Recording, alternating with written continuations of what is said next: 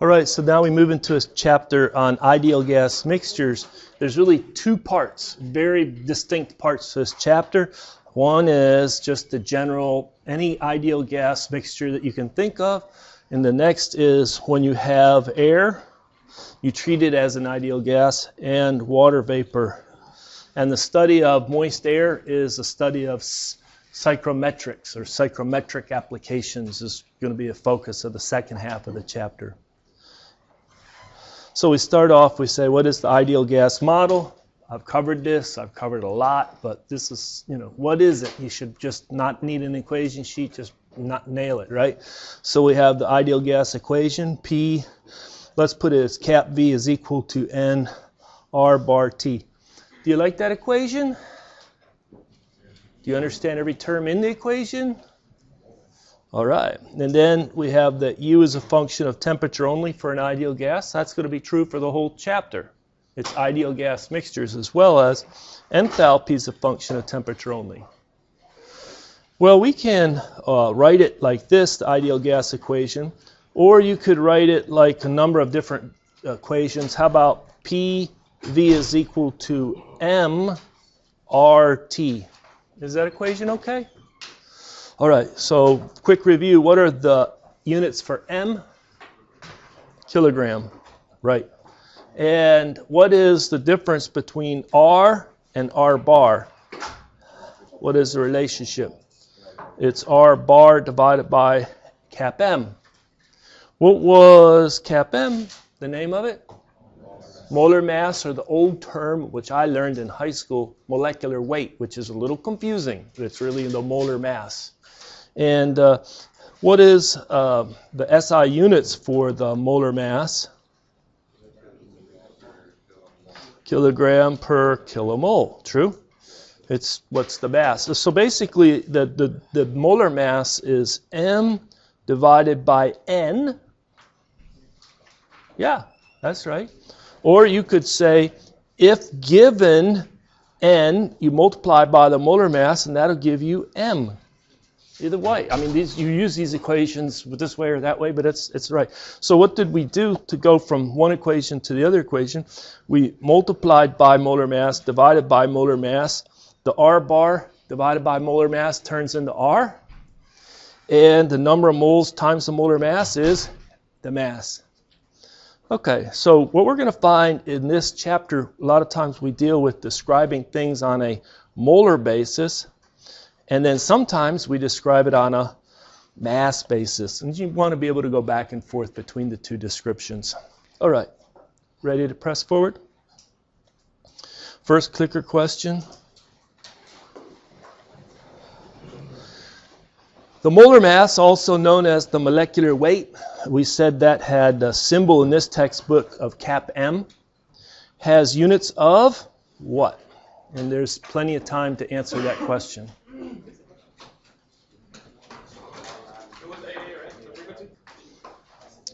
All right, so this is one of those things, if you think about it too much, it's like, why did they define it that way instead of the other way?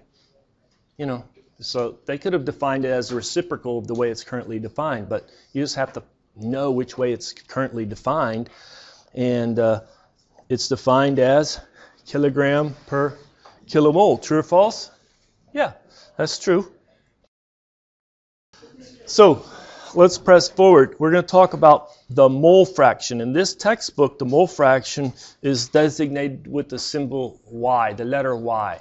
And it has a subscript I. I would be whatever it is. We could talk about the mole fraction of nitrogen in the mixture, the mole fraction of argon in the mixture, whatever. I is just a different species. So what's it defined as?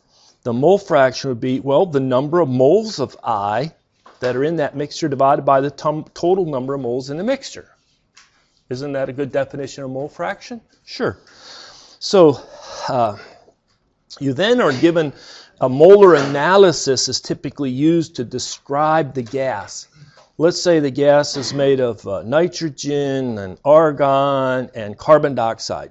And they may say the mole fraction of nitrogen is 80%, and the mole fraction of argon is 10%. Can you tell me what the mole fraction of carbon dioxide has to be if there's only 3 gases in this mixture? 10%. How did you figure that out? The sum of the mole fractions is equal to 1. So what you do is you sit and you could say the total number of moles in the mixture is the amount of nitrogen, the amount of argon, the amount of carbon dioxide. That looks like a good, easy statement to understand. And we divide everything by n. And then we say, well, 1, or 100%, is equal to the sum of the mole fraction, because this is the mole fraction of nitrogen, mole fraction of argon, mole fraction of carbon dioxide. So very general. Mass fraction. Now some textbooks say, okay, we're going to define a mass fraction as the amount in mass of a species I divided by the total mass of the ideal gas mixture. And then they struggle with what symbol do we want to use? Well, we used Y. Well, how about X? And some books have used X, but thankfully this book has not used X for the mass fraction. Why? Because X has been used a lot. What's it been used for? Quality. All right. So then they struggle. All right. Let's see. LMNOP, pick another letter somewhere. But what they did for this textbook is put MF and then subscript I. So mass fraction, symbol MF, subscript I. All right, you do the same thing. The gravimetric analysis would be the mass fractions. So if somebody said, I have a mixture of this, this, this, and here's the gravimetric analysis, you check that to make sure the gravimetric analysis sums up to 100%, and that's your mass fractions they've given you. So we could just write it like this. We could say the mass of component 1 plus the mass of component 2 plus the mass of component 3 plus ... That's equal to the total mass of the mixture. You then divide everything by m, and then you find out, oh, this is 100% is equal to the mass fraction of the first component plus the mass fraction of the second component plus ... So you see that the sum of the mass fractions, just like the sum of the mole fractions, over all of the components, all I, must be 100%. Amagat's model introduces the concept of partial volumes. In the next slide, we'll talk about partial pressures. So what you do conceptually is think of an ideal gas mixture, and it's made up here of just 2 components. And then I think about dividing it into particular volumes. I've tried to subdivide here where this volume is equal to that volume, and then this volume's equal to that volume, where the volumes, the sum, let's say this is 1 and this is 2, so the total volume is the partial volume 1 plus the partial volume 2. The sum of those 2 partial volumes is equal to the original total volume. And the pressures are the same, so here P1 is equal to P2 is equal to the original pressure, and the temperatures, T1 is equal to T2 is equal to the temperature. And you subdivided, so all of the component from the first component, I equal 1, fits in the volume 1, and then all of the components for the second component, I equal 2, fits in the second volume at the same pressure and temperature as the original mixture. It's just that the volume has changed. Well, that brings up then that the volume fraction equals the mole fraction. So what's the volume fraction? Let's say VI divided by the total volume. And you can show that that's equal to the mole fraction. Well, everything completely behaves as an ideal gas, so let's remind ourselves of the ideal gas equation. PV is equal to NR bar T, and if you're only interested in component I, then you only have the number of moles of I at the same pressure and temperature. So now I can take this equation and replace for VI, that's NI R bar T divided by P. And then you can also replace for V. V is the total N, R bar T divided by P, a bunch of cancellation, P's go, R bars go, T's go, and you're then left with Ni divided by N, and then you deduce, hey, that's just Yi. So one way you could use this is you could say the partial volume of component I is the mole fraction I times the total volume. That's not as heavily used as the partial pressure concept, next slide, but if you understand this, it's analogous to the partial pressure concept. This was Amagat's model and the idea of partial volumes. Okay. Now let's talk about the idea of partial pressure. Here we have Dalton's model. So the size, the volume, initial and the volume, when you subdivide or conceptually separate the gases into two parts, here the red colored gas and the blue colored gas have been separated. The volumes don't change, but the pressure here, the pressure 1 and the pressure on this side 2 is equal to the sum of the pressures. All right. So what do we have here? We have that the, let's see, we always have that the ideal gas equation is obeyed. So PV is equal to NR bar T. Likewise, we could say PI for the same V equal to NI, that's not N dot, it's NI, R bar T. Okay. So this equation, you may not think, well, where did that come from? Well, I think we can rederive it. Do you know that the total number of moles is equal to the number of moles of 1 plus number of moles of 2? Does this equation look good? That look logical? And then what we can do is we could say, well, N is going to be PV divided by R bar T. N1 is going to be P1 V divided by R bar T, and N2 is P 2V divided by R bar T, right? And then you can take and let's see, how do we want to do this? The PVs, RTs, this is 1. Actually, these all just cancel, don't they? And so it's this equation back again. P is equal to P1 plus P2. So the sum of the two partial pressures is equal to the total gas pressure. Is this true for non-ideal gases? No, this is only ideal gas. The whole chapter is ideal gas mixtures. All right. So this equation now we have confidence in. The other is what we can do is we could say that the partial pressure, let's say P of component 1, if you divide by P, the total original pressure, what does that equal? Well, just substitute for P1, which would be N1 R bar T divided by V, and then substitute for pressure P. P is N R bar T over V. And the V's cancel, the R bars, T's cancel, and what is N1 divided by N? Isn't that Y1? And so we're left with the conclusion that the partial pressure, P1 or PI in general, is equal to the mole fraction, YI, times the total gas pressure, P. And this one we use a lot more than the idea of the partial volumes. The idea of partial pressures is used a lot. Look good? How many people remember a lot of this from chemistry? Physics. Yeah, this is a good review. Did I say this yet this semester? I try to say it every semester. I say if it's important in your engineering education, you'll have it and see it at least 3 times in 3 separate classes. How many times have you seen differentiation? Too many, much more than 3. It's important. How about integration? Same thing. All right, let's press forward. A molar analysis of a gas is reported to come back 15% nitrogen, 20% carbon dioxide, 65% methane. First of all, do the sum of the YI's equal to 100%? Sure.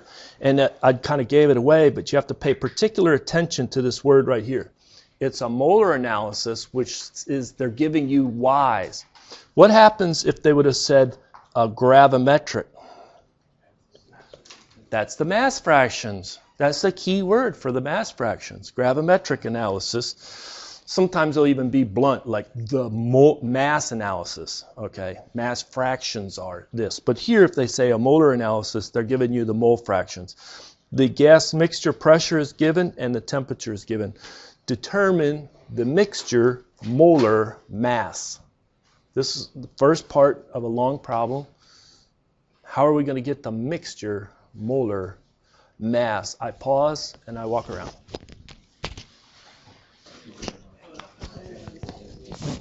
All right, in the interest of time, I'll pick it up here. So the molar mass would be, is that the mass per unit amount, or is it the amount per unit mass? I forget. Which one? The first one.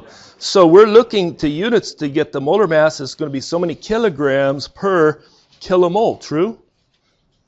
So this is the way I like to think of it. I will assume N, what is N without any subscripts? The total mixture amount in kilomoles is 1 kilomole. I'll assume that. I'll start with that assumption. And then I'll say if I did have N equal to 1, what is N of the N2? What is the N of the CO2? And what is the N of the CH4? Can you deduce that? If I started with 1 kilomole total mixture, how many kilomoles of nitrogen do I have? 0.15 kilomoles. True? All right, how many for this one? 0.20 kilomoles and 0.65 kilomoles. Now, I'd like to know how many kilograms of nitrogen I have, how many kilograms of carbon dioxide I have, how many kilograms of methane that I have. See that? How am I going to jump from kilomoles to kilograms? I need to know the molar mass of each of those. So the molar mass of the nitrogen is 28.01 kilograms per kilomole. Now, somebody can get to 2 significant digits on these pretty easy. If you remember, every N is worth 14. It's 14 AMUs, atomic mass units. In every O, we're going to do that. And every carbon is worth 12, oxygen worth 16. Every single one of those. Okay, so if we do the carbon dioxide, the CO2, that would be 12 for the carbon, 16 and 16, and that'll get you pretty close. True? So that will be 44. And then if you look it up, you can get 44.01 kilograms per kilomole, because it's in the appendix, it's available to you, but you could remember get close. Methane, that's CH4. The carbon gives you 12, and each of the hydrogen gives you 1, so that's around 16. So 16.04 kilogram per kilomole. So we multiply, don't we multiply the molar mass times the amount to get the mass for each of those? And so you're going to come across with 4.2015.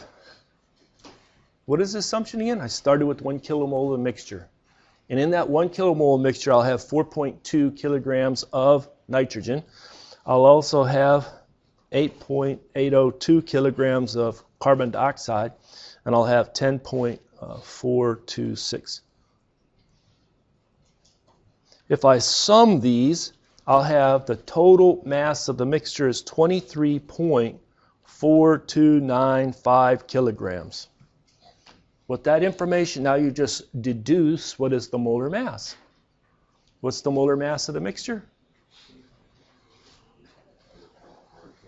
23.43, in that vicinity. And so there it is. That's the molar mass of the mixture. I start with the assumption of 1 kilogram of the mixture, then I find out how many kilograms I have of that mixture. All right? All right, that's part A. Part B, I want you now to give me the gravimetric analysis of this mixture. What are they asking for?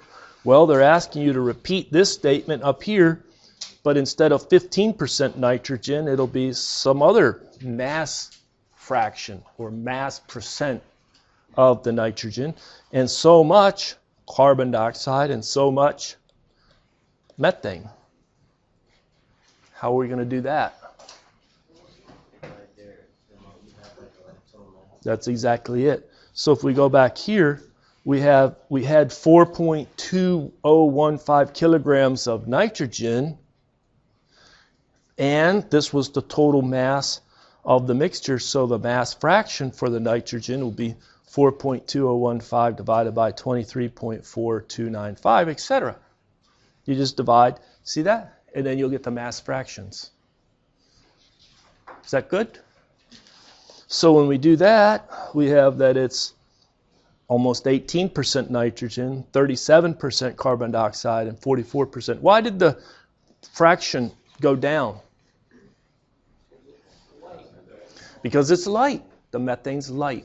And so even though the count in kilomoles is high, the mass is a smaller fraction. The mass fraction is smaller. All right. Next part. What is the partial pressure of the carbon dioxide in this gas mixture, knowing that the temperature is 330 and the total gas mixture pressure is 240 kilopascal? I'm going to pause, walk around. See what you got.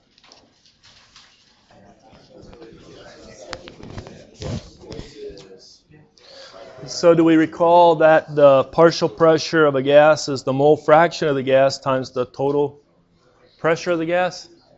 And the mole fraction was 20%, and the total pressure is 240 kilopascal. And so what is the partial pressure? 48 kilopascal. Mixture. You have just 1.8 kilomoles of the mixture. Don't go searching for equation sheet. Just say, here's my problem. What is the volume occupied? How would I calculate it? What equation would I use?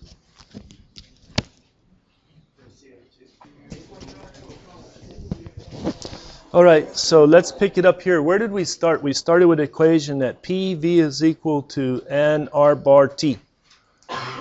Does this equation work for all ideal gases or only some of the ideal gases? All the ideal gases. So if argon's behaving as ideal gas, it works for argon. If carbon dioxide, if nitrogen behaves, it really is not specific to any molecule. For all ideal gases. So a lot of times if you know you have 1.8 kilomoles of an ideal gas, you just recall R bar, the temperature is known, the pressure is known, and you can get the volume, true? So that's pretty easy. I mean, don't overthink these sometimes. But let's do this. Let's plug in some numbers, 1.8 kilomoles. So what is R bar? 8.314. What are the units? You can work it in either kilojoules per kilomole Kelvin or kilopascal meter cubed. Is 1 kilojoule equal to 1 kilopascal times 1 meter cubed? Yes or no? Yes. Yes, with confidence. No, I got to look on my equation sheet. No, with confidence. You got it. All right, now there you go. That's a bad looking kilo. Let me try that kilo in front of that pascal again. So that's R bar. Let's put in our temperature, 330 Kelvin. If I would have given you the temperature of 30 degrees C, would you just put 30 degrees C in there? No. You'd have to convert it. Hey, I'm not going to fool you, am I? Oh, you are.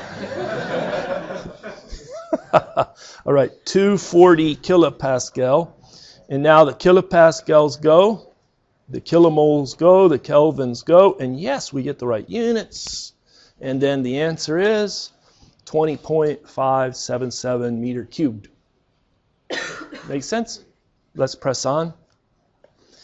What is the partial volume of the nitrogen in cubic meters in 1.8 kilomoles of the mixture? So we still have 1.8 kilomoles of the mixture. Just now, what is that partial volume of the nitrogen? What did we just calculate the total volume to be? So what's the partial volume? So is the partial volume V sub I equal to Y sub I times V? And we just calculated the V. And is 20% the mole fraction of the nitrogen? 15%? And so there you go, 3.087 meter cubed. I think this is our last one. What is the volume occupied if you're given 62 kilograms of this mixture? How would I find how this is solid?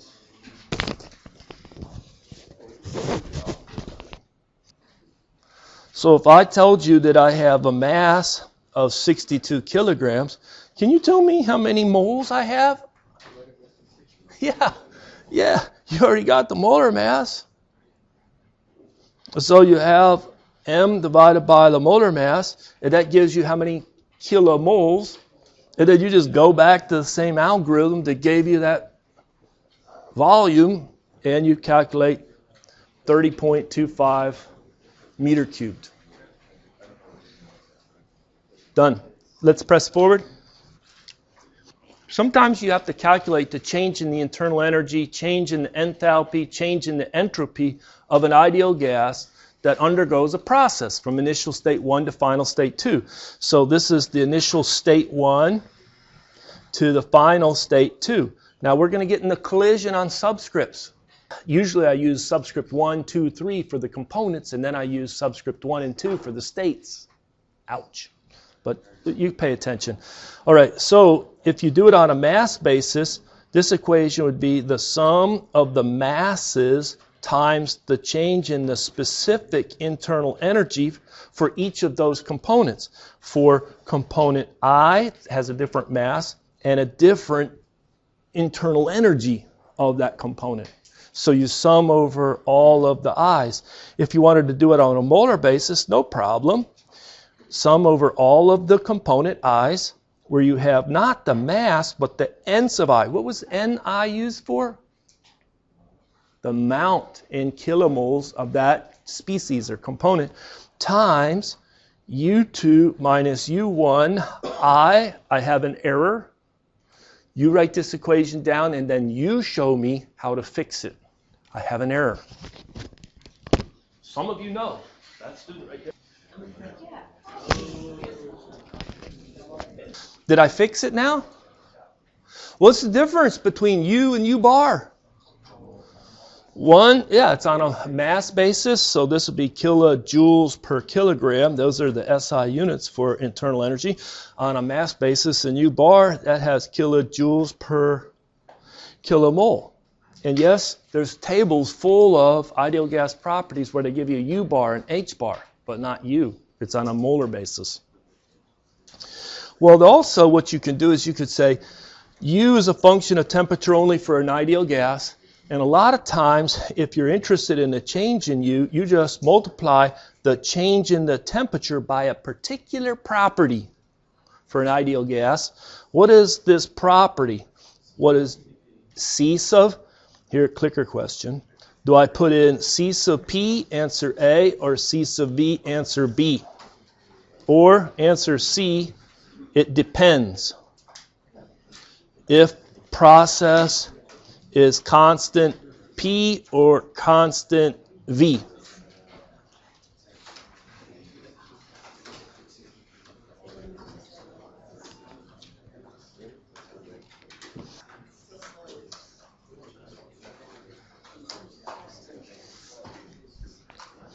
I kind of feel rushed, but only one of those answers is correct.